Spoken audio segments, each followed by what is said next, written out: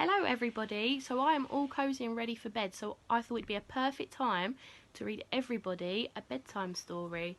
So today I'm going to read The Dinosaur That Pooped a Planet. Danny and Dinosaur liked to have fun. Some days they had lots and some days they had none.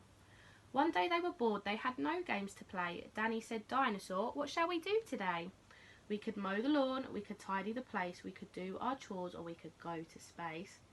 "You mustn't forget to have lunch," said their mummy. "You cannot have fun without food for your tummy."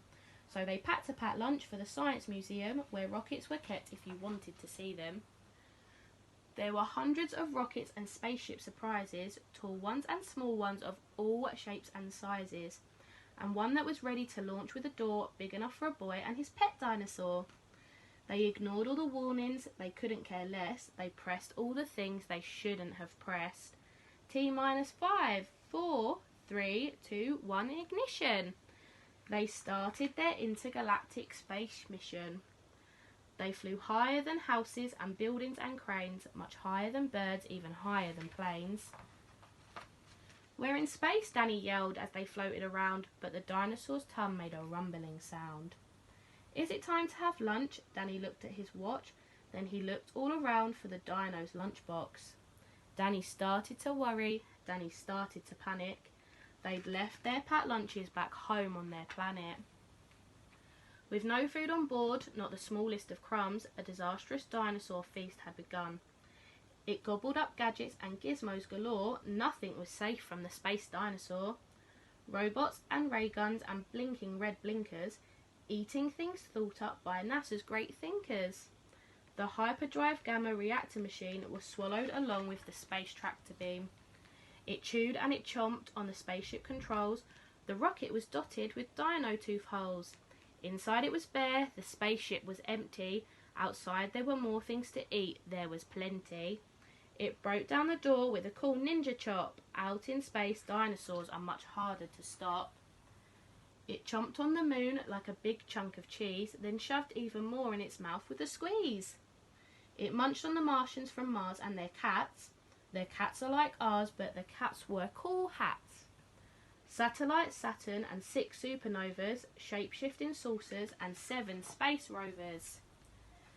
It guzzled 5 gallons of fuel from the tank, and Danny's jaw dropped as he watched what it drank. With a crunch and a crack and a nom nom nom, in one dino gulp their rocket was gone.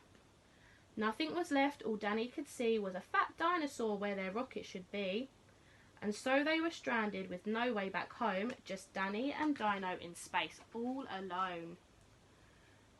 Now Danny was crying, he cried and he cried. He cried all his tears filled up his spacesuit inside.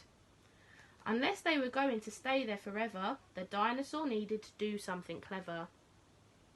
With the feeling of guilt deep down in his gut, its brain brewed a plan involving its butt. It knew there was only one thing it could do. To get back home, it needed to poo! Like a pooped-powered rocket, the dinosaur flew. Dan hopped on its back and he watched as it pooed.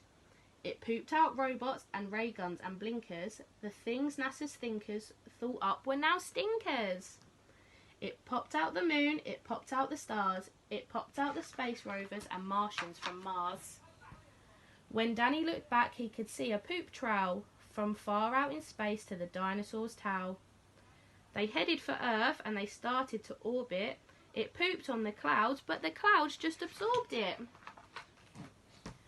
It flew past the buildings and streets of their town, leaving the houses all smelly and brown, and finally landed back down on the ground. "Hooray!" Danny cried.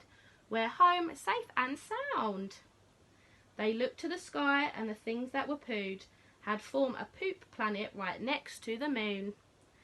And so Danny promised to listen to Mummy, because fun is not fun without food for your tummy.